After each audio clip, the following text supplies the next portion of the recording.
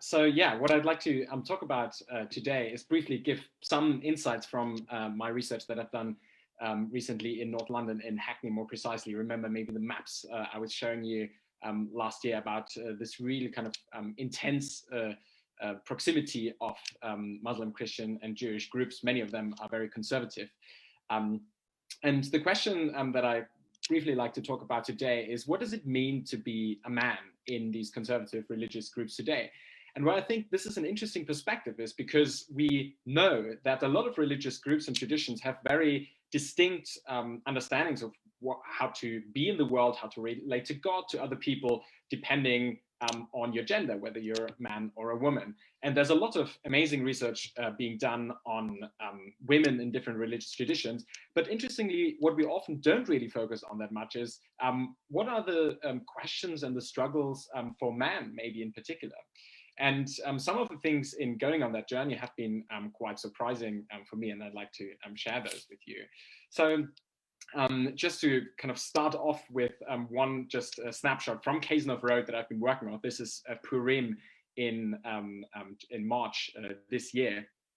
So this is kind of a lot of young people obviously being out there on the street and celebrating Purim, and really kind of making also the public space, the street, through these trucks where they go through the neighborhood, and really something that is their own. There's the really interesting interactions, also how kind of the yeshivas go to the streets, and also young people really kind of take ownership of the religious festival.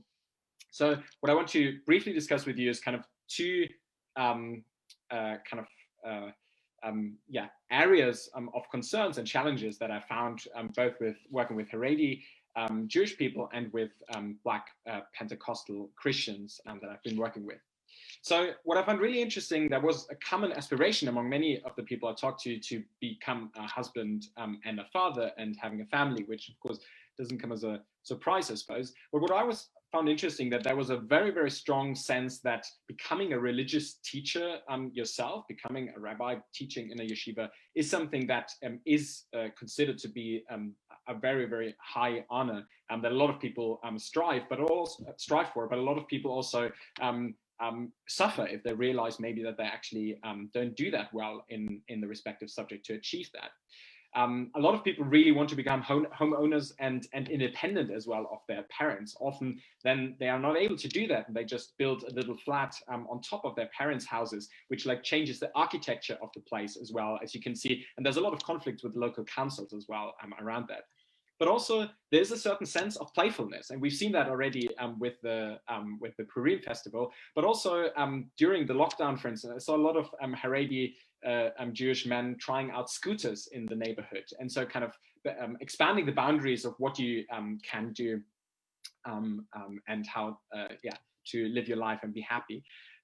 Frequent struggles that I found is kind of the question of recognition within the community, but also finding a partner, finding people that actually have the same level of religiosity, because I found a lot of people actually think that the way they interpret their Judaism, their religiosity, doesn't necessarily match the one of their parents or other people, to finding that. Coming to my second snapshot, happy to talk more about all this in the Q&A, is the really strong common aspirations that I found to strong financial success and coming out of a precarity that is widespread among Black Pentecostal Christians of the Universal Church that I was looking at. And a much stronger focus was put on that the marriage that they seek for is actually stable, and also that they are much more striving towards a sense of happiness and of a fulfilled life in that.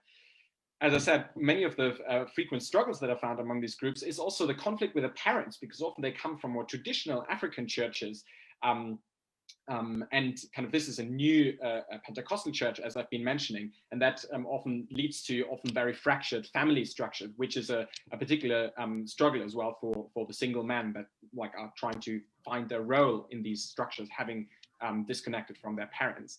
And then there's also a strong sense that I found that people are struggling with failing short of the many demands that they think that God is putting on them.